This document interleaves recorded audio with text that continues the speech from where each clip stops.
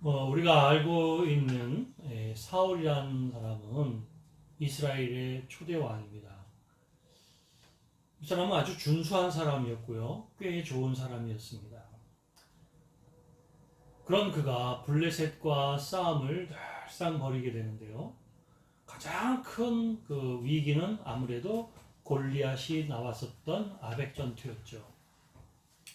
아벡 전투에서 그들은 막 사색이 된 채 전장에 도무지 나가지 못하고 벌벌 떨고 모두가 패했다고 하는 이 패배 의식에 쌓여 있을 때에 우리가 잘 알는 것처럼 이제 다윗이 나타나서 골리앗을 멋있게 때려 부시지 않습니까?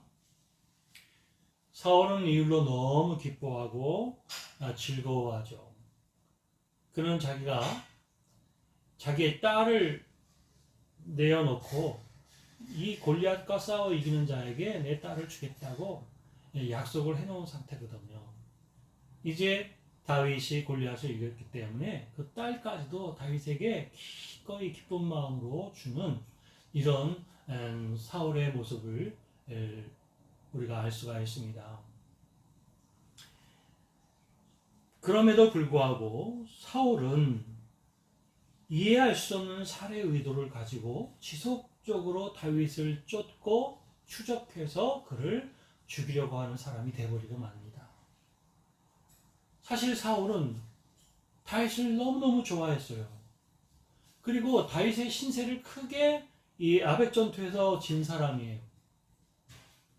그래서 다윗을 너무 대견하게 여기고 그를 좋아한 나머지 다윗에게 아주 높은 벼슬도 줍니다.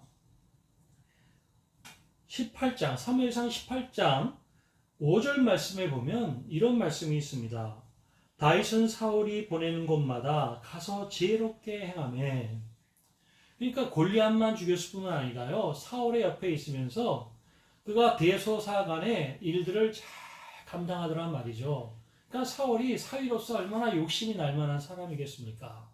그래서 다윗에게 어떤 직분을 내리냐면 사울이 그를 군대의 장으로 삼았더니 온 백성이 합당히 여겼고 사울의 신하들도 합당히 여겼더라. 그러니까 사울뿐만 아니라 온 백성 그리고 신하들까지도 다윗을 다 인정한 거예요. 인정했기 때문에 사울이 그 군대의 장, 이스라엘 전체의 군대의 대장으로 삼았어도 모두가 불평이 없었던 거죠. 그리고 그를 군대의 장으로 삼았다는 것은 사울이 그를 얼마나 아끼고 인정하고 사랑했는가를 우리는 알 수가 있는 것입니다. 자, 그러나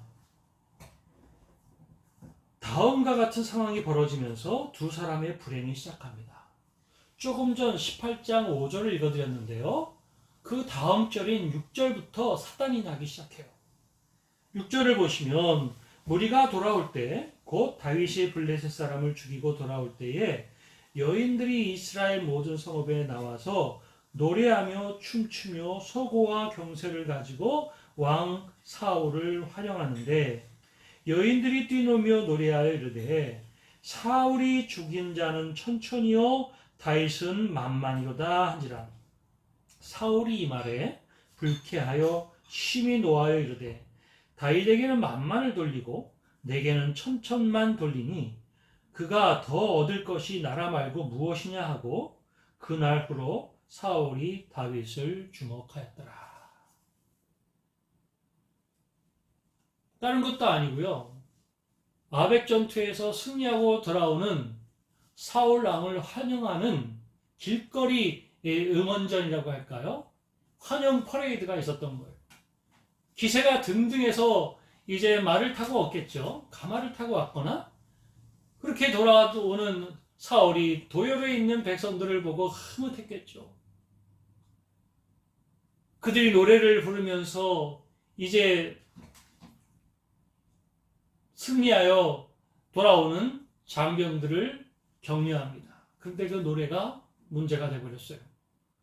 사울이 죽인 자는 천천히요 다윗이 죽인 자는 만만이로다. 이 말에 비위가 상했어요. 아니 다윗은 만만 돌리고 나한텐 천천만 돌려? 이제 이 나라 외에는 저가 못 가질 것이 뭐고 이렇게 막 생각을 하는 거죠. 사실은 이 여인들이 나와서 찬양한 것은 결정적인 순간에 골리앗을 물리친 것을 그와 같이 노래하고 찬양한 것이 아니었겠습니까? 그가 사울이 인정하는 그런 군대 장군으로서 그 일을 잘 수행하고 있음을 노래하는 것이잖아요. 자, 그럼에도 불구하고 사울의 마음은 거기서부터 틀어지기 시작합니다. 야, 그냥 있었다가는 다윗에게 내 나라를 빼앗기겠구나. 이렇게까지 생각을 한 거죠. 자, 그러니까요, 여러분, 어떤 좀 나쁜 일이 있을 때 그 일에 대해서 계속 묵상하지 마시기 바랍니다. 되도록이면 다른 생각을 하고, 되도록이면은 좀, 좋은 생각을 해야 합니다. 왜냐니까요, 어떤 나쁜 한 일에 꽂히면 그것이, 이 생각이 어디로 흘러갈지 모르거든요. 그 사람의 생각이 그런 것 같아요. 제가 언젠가도 말씀드렸습니다만은 저하고 같이 사역했던 어떤 권사님이 학생의 지휘를 하고 계셨어요. 그런데 또 다른 성가대를 지휘하던 집사님이 주일 오후 예배에 그 성탄절 칸타타를 하고 싶은데 그 시간은 권사님이 학생들을 데리고 찬양을 하는 시간이니 조정이 되면은 자기네가 그 주일 오후에 칸타타를 준비하겠나라고 이렇게 말씀하시더라고요. 그래서 제가 그 권사님한테 찾아가서 여쭤봤어요. 그렇게도 괜찮겠습니까? 그랬더니 아주 쿨하게 이제 허락을 하신 거예요. 그래서 저도 아우 집사님 열심히 준비하셔서 칸타타 해보세요. 권사님이 허락하셨어요. 네. 그렇게 말씀을 전달했는데 다음날 전화가 온 거예요. 전사님한테요. 전사님이 혹시 그 권사님하고 무슨 일이 있었어요? 없었는데요. 단지 김구목의 집사님이 그 시간에 찬양 성가대 성탄절 칸타타를 하고 싶다고 해서 권사님 의향을 물어봤더니 괜찮다고 그러셨어요. 그랬더니만 그게 아니라고 난리가 났다고. 백문섭 전도사가 자기를 내쫓으려고 젊은 집사하고 작당을 해서 그 예배 시간을 뺏었다고. 이렇게 얘기를 하더라는 거예요. 제가 그럴 힘도 없었을 뿐더러 그 찬양 한 시간 한다고 권사님의 자리가 흔들리거나 빼앗는 일이 있을 수 없는 거잖아요. 게다가 교회에서. 그런데 권사님은 이거를 부정적으로 생각하는 거예요. 그 일에 꽂혀가지고 자꾸 생각이 나쁜 쪽으로만 계속 파고드는 거예요. 사울이 오늘 꼭 그래요. 그럴 만한 상황도 아니었는데 다윗이 이러다가는 내가 다윗에게 나라를 뺏기겠다 할 정도로 생각이 그냥 넘쳐나 버린 겁니다. 나라를 지금 뺏기는 것으로까지 그 위기감이 지금 뻗어가고 있는 것입니다. 좀 안타까운 일이잖아요. 자, 이로 인해서 심각한 것은 뭐냐면 이 때문에 사울은 다윗을 죽이려고 마음먹습니다. 왜? 나라를 안 뺏기기 위해서. 실상은 다윗이 나라를 빼앗을 아무런 생각도 갖고 있지 않은데 사울은 나라를 뺏길까 봐 이제 다윗을 죽이려고 합니다. 굳이 또 그것이 아닐지라도 그 마음의 분노를 억누르지 못하고 그 분으로 다윗을 죽이려고 합니다. 이게 문제였던 거죠. 한번 살펴보겠습니다. 한번 보시죠. 사무엘상 18장 10절에 보면 그 이튿날 하나님께서 부리시는 악령이 사울에게 힘있게 내리매 그가 집안에서 정신없이 떠들어대므로 다윗이 평일과 같이 손으로 수금을 타는데 그때에 사울의 손에 창이 있는지라 그가 스스로 이르기를 내가 다윗을 벽에 박으리라 하고 사울이 그 창을 던졌으나 다윗이 그의 앞에서 2번 피하였더라. 갑자기요 사울이 다윗을 죽이겠다고 창을 아마 2번 이상 던졌던 것 같아요. 이게 보통의 경우에는 있을 수 없는 일이잖아요. 자기 군대 장관인데 군대 장관을 죽이겠다고 창을 들어서 몇 번이나 던져서 큰 위기를 맞게 했다는 것입니다. 또한 골리앗을 이겼기 때문에 자기 딸, 큰딸 메랍을 줘야 되는데 그 딸을 준다고 약속하면서 이런 말을 합니다. 한번 보죠.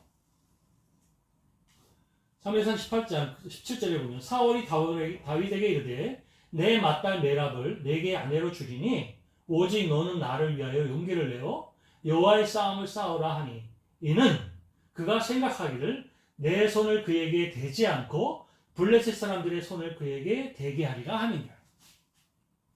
자, 그러니까요,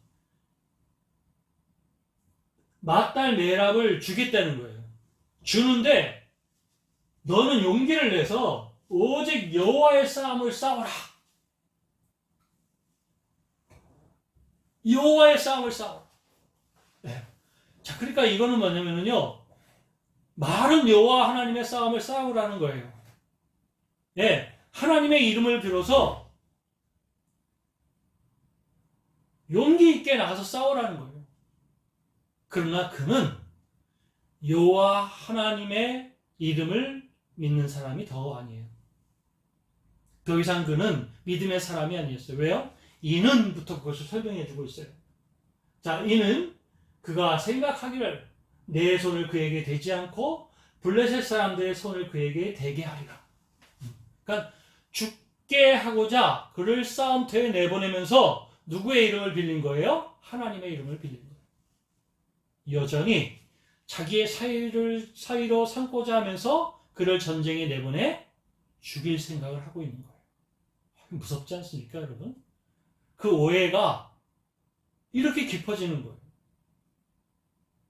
뿐만이 아니에요. 그게 둘째 딸이 있었는데요. 사실 첫째 딸이 이렇게 주겠다고 하면서요, 그나마 다윗에게 주지 않아요. 다른 사람에게 시집을 보내버려요.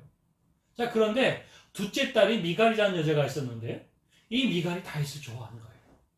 그것을 어떻게 알게 돼서 다윗에게 자기 딸을 주겠다 합니다.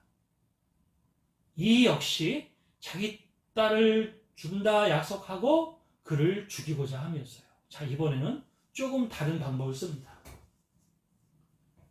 25절에 보니까 사울이 이르되 너희는 다윗에게 이같이 말하기를 왕이 아무것도 원하지 아니하고 다만 왕의 원수의 보복으로 블레셋 사람들의 포피 100개를 원하신다라 하였으니 이는 사울의 생각에 다윗을 블레셋 사람들의 손에 죽게 하리라 함이니라.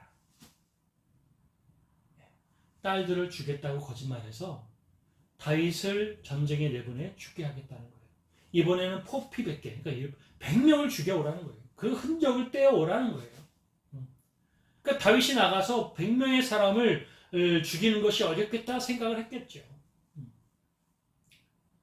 자, 사울은 이렇게 마음 깊이 다윗을 죽이고자 합니다. 오늘 소개시켜드린 것 외에도 여러 경우에 다윗을 죽이려고 한 사울입니다. 오늘 본문도 마찬가지죠. 블레셋 사람과 다시 전투를 벌이고 사울이 군대를 이끌고 돌아왔습니다. 오늘 1절의 말씀이죠. 근데 돌아왔는데 누군가가 그에게 말합니다. 예? 다윗이 있다는 거예요. 엔게디에 있다는 거예요. 그러니까요, 사울이 그 길로, 히브리어로 보면요, 바하라는 접속사가 있어요. 바하란 말은 연이어, 바로 이런 뜻이거든요. 그러니까 들어오자마자 그 말을 듣고 다윗을 붙잡으러 나갑니다. 근데 군대가 몇 명인 줄 아세요? 3,000명. 근데요, 이 3,000명이 어느 정도냐면은 블레셋과 싸우러 나갈 때 모집한 군사가 3,000명이에요. 그리고 오늘 본문에는 특별히 아주 정예군이라고 하는 형용어가 붙어 있어요. 그러니까 사울이 얼마나 다윗을 집요하게 죽이고자, 반드시 죽이고자 하는 마음이 컸는지를 우리에게 보여주는 거예요. 잡으러 갔어요. 엔게디 사막에 갔는데요. 거기 가보니까 그 엔게디에는 이제 많은 동굴들이 있다는 거예요. 그리고 사람들은 그 동굴 앞에다가 간단하게 돌로 축대를 쌓아서 양의 우리를 만든다는 것이죠. 그리고 그 동굴 안에는 목자들이 쉬는데, 하필이면 이 사울이 말이죠. 그 전장에 나갔다가 좀 용변이 마려운 거예요. 그래서 그 동굴 속으로 이렇게 들어갔어요. 근데 그 동굴 속에 이제 다윗의 사람들과 다윗이 있었던 거죠. 하나님의 역사, 하나님의 인도하심입니다. 이 역사를 풀어가시고자 하는 하나님이 사울을 그 동굴로 들어오게 하신 거죠. 용변을 걸어 딱 들어온 사울을 보는 순간 다윗의 사람 중에, 그를 따르는 부하 중에 다윗에게 하나님이 주신 기회입니다. 하나님이 주신 기회니 그를 단칼에 죽이고 하나님의 뜻을 이루십시다. 이렇게 제안을 한 겁니다. 몰래 가서 사울이 이제 피곤을 풀고 있고 용변을 보고 있는 사울의 늘어져 있는 옷 뒷자락을 칼로 뱁니다. 알지 못했던 사울은 이제 밖으로 나가게 되죠.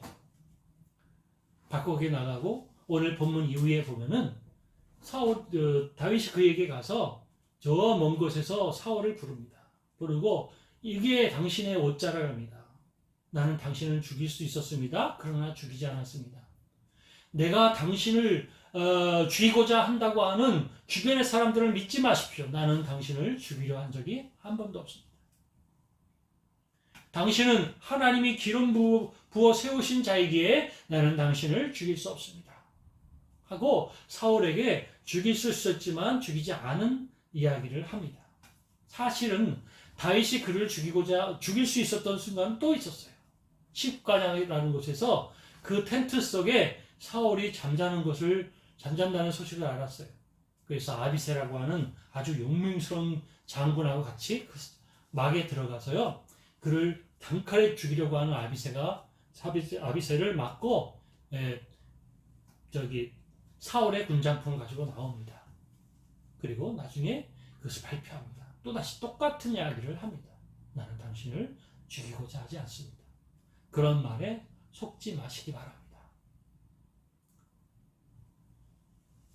이런 사울은 별일 아닌 거 가지고 다윗을 끊임없이 죽이려고 했어요. 그러나 다윗은 보십시오. 그가 하나님의 기름 부음 받은 자이었기에 그를 해하지 않았습니다. 그를 애매히 죽이려고 했지만 그는 죽일 기회로 생각지 아니하고 본인이 왕을 죽일 의도가 전혀 없음을 밝히는 그런 기회로만 삼고 있는 것을 보게 됩니다.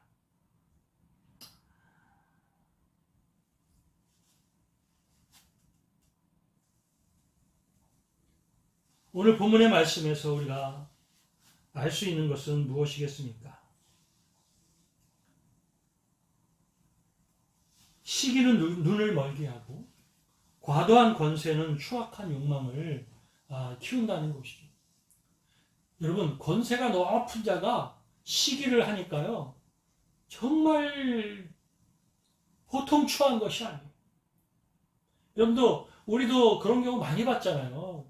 그 권세가 막 크고 자기 뜻대로 못할 것이 없었던 사람들이 그 시기심 때문에 추한 모습을 하고 부끄러운 모습을 하게 되는 이런 것을 우리가 얼마나 많이 봤습니까? 여러분, 권세가 많은 것을 꼭 좋아할 만한 것은 아닙니다. 여러분, 권세가 있으면 문제가 하나가 있는 게 뭐냐면요, 권세가 없는 사람들은 마음만 품고 행하지 못하는 것을, 권세 있는 사람들은 권세가 있기 때문에 마음껏 하지 말아야 할 일을, 하지 말아야 할 욕망을 행하더라는 것이죠. 사울이 왕이 아니었고 그가 군대를 움직일 만한 힘이 없었던 사람이라면 다윗을 이렇게 집요하게 죽이고자 이 부끄러운 줄 모르고 부끄러운 행동을 하지 않았겠죠. 그러나 그에게 권세가 있었기에 다윗을 죽이고자 하는 이 말도 안 되는 이 살 의의를 마음껏 부끄러움 없이 사병들의 앞에서 또 신하들 앞에서 나타내 보이는 거예요. 이게 얼마나 부끄러운 일입니까? 오늘 저와 여러분도 이런 부분을 잘 돌아볼 수 있기를 바랍니다. 내가 왕인데, 내가 더 높은데, 내가 더 많이 아는데, 내가 어떠한데, 네가 나한테 도전해? 네가 나보다 더 유명해지는 것 같아? 더 인정받는 것 같아? 이런 것에 이 사소함에 시기심을 누리고 사람을 미워하는 이런 모습이 혹시 우리에게 있지 않는지 한번 돌아볼 일인 것입니다.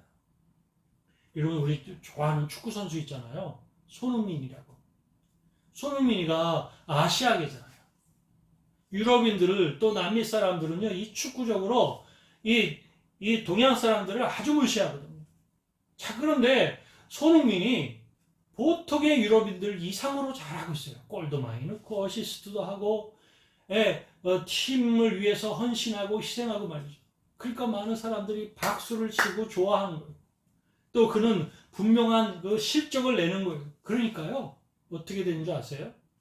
물론 우리나라 사람들의 손님을 너무 사랑한 나머지 하는 말인지 어쩐지 실제로 그런지는 모르겠습니다만, 우리나라에는 어떤 말을 하는 사람들이 있냐면요, 그 팀의 모모 선수들은 손흥민을 시기해서 말이죠, 결정적인 순간에도 패스를 안 한다는 거예요. 주면 바로 골을 넣을 수 있는 위치, 게다가 골을 넣을 수 있는 능력이 있는데 주지 않는다는 거예요. 그래서 무슨 일이 벌어졌냐면, 라멜라의 SNS에 한국 사람들이 가가지고요, 그 사람 욕을 잔뜩 하고, 또 거기서 안 멈추고 부모까지 욕하는 이런 부끄러운 짓을 해가지고 망신을 당한 일이 있습니다.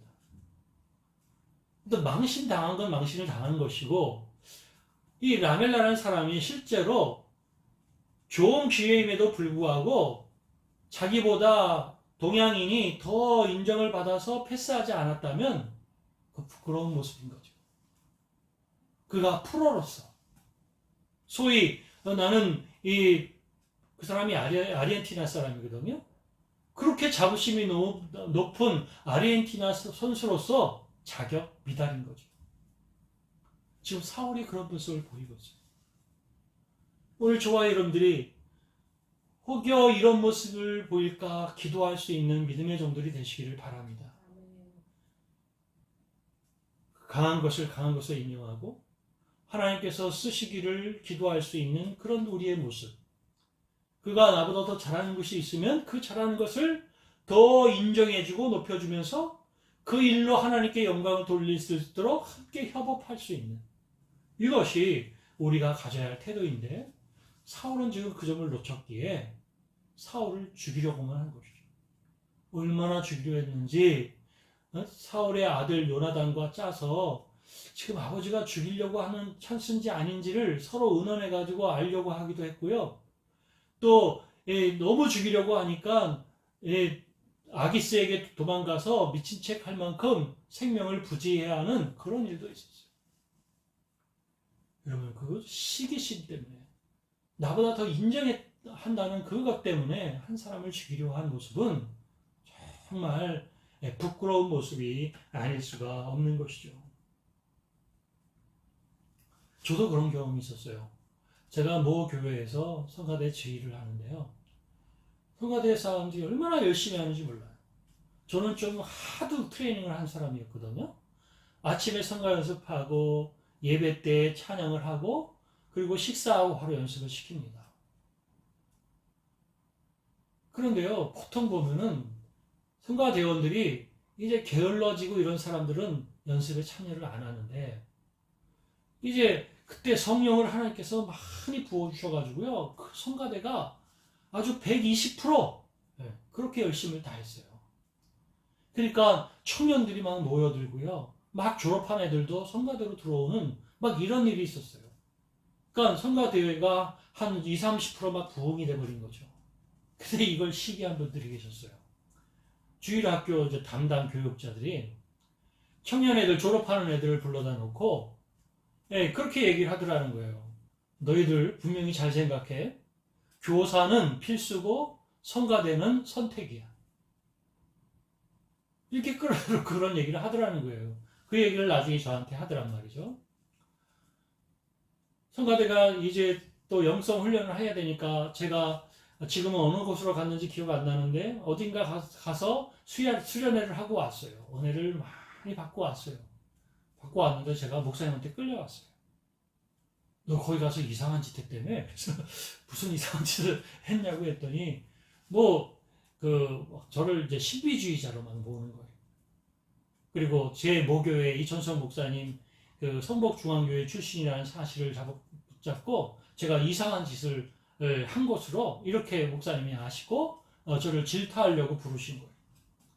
그래서 저와 같이 갔었던 장로님이 부연 설명을 하고 오해를 풀어드린 일이 있어요. 그분들이 얼마나 부끄러웠겠어요. 네. 저한테 얼마나 부끄럽겠고 그 청년들에게 얼마나 부끄럽겠고 무엇보다도 하나님 앞에 얼마나 부끄럽겠어요. 여러분, 그 사람이 내가 될 수 있고 우리가 될 수 있는 거예요. 우리의 마음 잘 다스릴 수 있기를 바랍니다. 주님께서 우리에게 너그러운 마음, 관대한 마음, 또 하나님의 영광을 먼저 생각하는 마음을 부어주셔서 그런 경우가 혹시 있더라도 하나님의 영광 받는 일에 그와 함께하고 그가 더 쓰임받기를 원하는 그런 우리가 다 돼야 할 것입니다.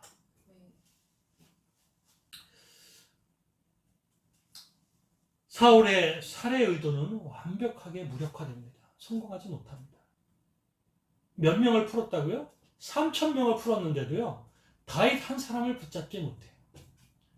사실 그 동굴 안에 같이 있었는데도 불구하고 사울과 그의 부하들 눈에 띄지 않도록 하나님이 막아주셨어요. 하나님이 역사하시면, 하나님이 도우시면 악한 뜻을 이룰 수 없습니다. 여기서 두 가지만 우리가 살펴보고 말씀을 마치겠습니다. 첫 번째는 승리는 여호와의 선물이라는 거예요. 여러분, 3,000병사가 있어도 하나님을 사랑하는 사람을 막지 못했어요. 네. 사랑이 하나님을 선한 싸움을 하도록 만들었기 때문에 하나님은 저와 여러분들을 사랑하시고 저와 여러분들이 하나님을 사랑할 때 하나님은 선한 싸움을 우리를 위하여 싸우시는 하나님을 믿으시기를 바랍니다. 그래서 성경은 말씀하잖아요. 전쟁은 누구께 속했다? 하나님께 속하는 것입니다. 하나님이 싸우실 줄 믿으시기를 바랍니다. 여러분, 다윗이 그 동굴 속에서 얼마나 불안해했겠어요.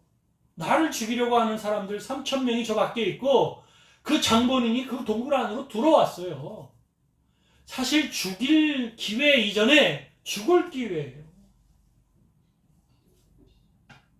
하나님이 그를 도우시고 강하게 하셨기에 그는 죽을 기회를 넘어 그를 죽일 수도 있는 상황 가운데 서게 하셨고 하나님의 뜻을 온전히 이룰 수 있는 기회가 되게 하셨던 것이죠.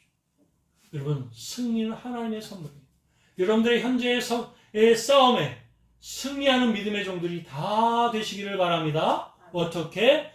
하나님이 저와 여러분들을 사랑하심으로 싸운다는 사실, 전쟁이 여호와께 속했다는 사실을 알고 여러분 이 싸움을 주께 맡기시기를 바랍니다.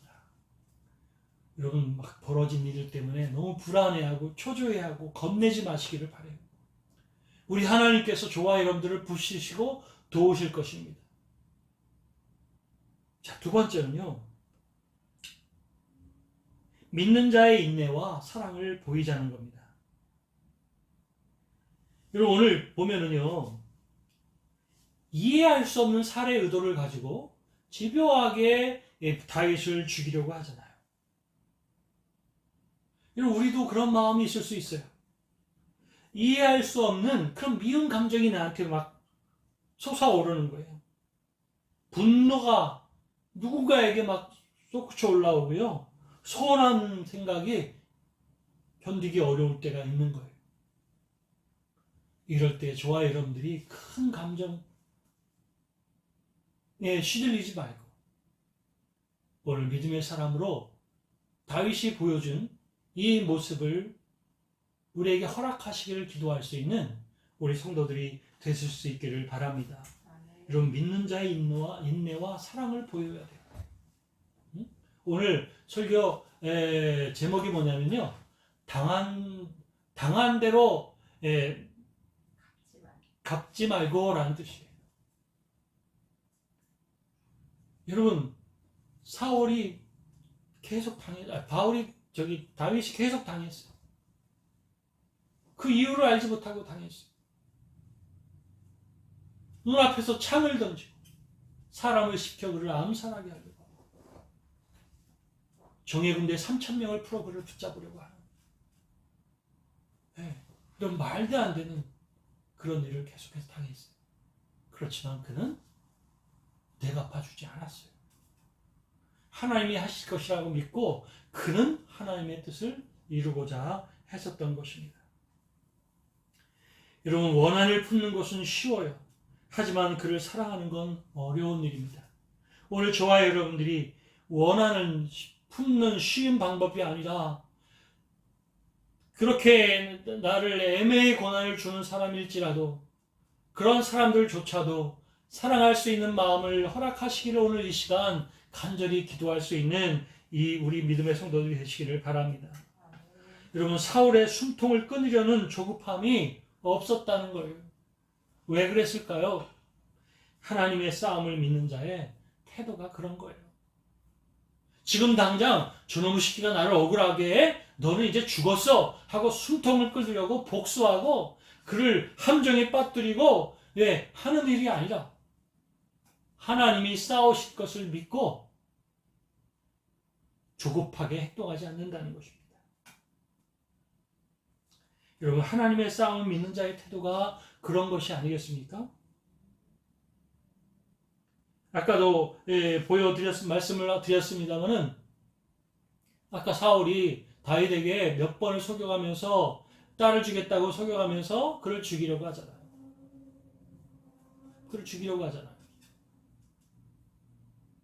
그는 하나님의 이름을 부려서 너는 용기를 내어 여호와의 싸움을 싸우라. 그가 여호와의 싸움을 싸우라 말한 것은 허탄한 말이었어요. 믿는 마음이 아니었어요. 여호와의 영광을 위하는 마음이 아니었어요. 단지 다윗을 죽이고자 하는 마음뿐이었어요. 여호와의 싸움은 그저 구호이고 겉으로 신앙인인 척 하는 모습일 뿐이었어요. 그는 믿지 않고 여호와의 싸움을 싸우라고 했지만 여호와 하나님은 다윗을 통해 친히 여호와의 싸움을 싸운 줄 믿으시기를 바랍니다. 왜 그래요? 미가를 주겠다고 하고 표피 100개를 갖고 나올 때에 다윗은요 200개를 가져가잖아요. 여호와가 그와 함께 나타나 싸우신 거예요. 사울은 여호와의 싸움을 믿지 않았지만 하나님은 친히 여호와의 싸움을 나타내서 다윗에게 영광을 나타냈던 것입니다. 뿐만이 아닙니다. 18장 30절에 보면 블레셋 사람들의 방백들이 싸우러 나오면 그들이 나올 때마다 다윗이 사울의 모든 신하보다 더 지혜롭게 행하며 이에 그의 이름이 심히 귀하게 되니라. 그들이 나올 때마다 다윗이 승리하고 이길 수 있게 하신 거예요. 이것이 여호와의 싸움인 줄 믿으시기를 바랍니다. 다윗과 같은 믿음으로 다윗과 같은 신실함으로 하나님 앞에 나아가는 믿음의 종들 되시기를 바랍니다. 다윗도 완벽하진 않았어요. 그죠? 여러 가지 삶의 인생의 정황 가운데에 불신앙적이고 조급한 모습들이 있었어요. 그러나 대체로는 다윗은 여호와께 물었고 기도했고 여호와의 뜻을 살피던 사람이에요. 나를 애매히 죽이는 그 사람을 단칼에 죽일 수 있는 환경이 있었지만 하나님 여호와가 두려워서 죽이지 않았어요. 여러분, 이게 다른 거예요. 여호와의 싸움을 믿는 자의 태도가 이렇게 다른 거예요. 여러분, 사울과 같이 여호와의 싸움을 믿지 않는 자가 되시겠습니까? 스스로 저와 여러분들 가운데 여호와의 이심을 나타내 보이는 싸움을 행하시는 여호와를 믿으시겠습니까? 오늘 이 시간 기도하는 믿음의 모든 성도들에게 여호와의 싸우시는 권세를 경험하는 은혜가 있으시기를 축복합니다. 아멘. 축복합니다. 아멘. 기도하겠습니다.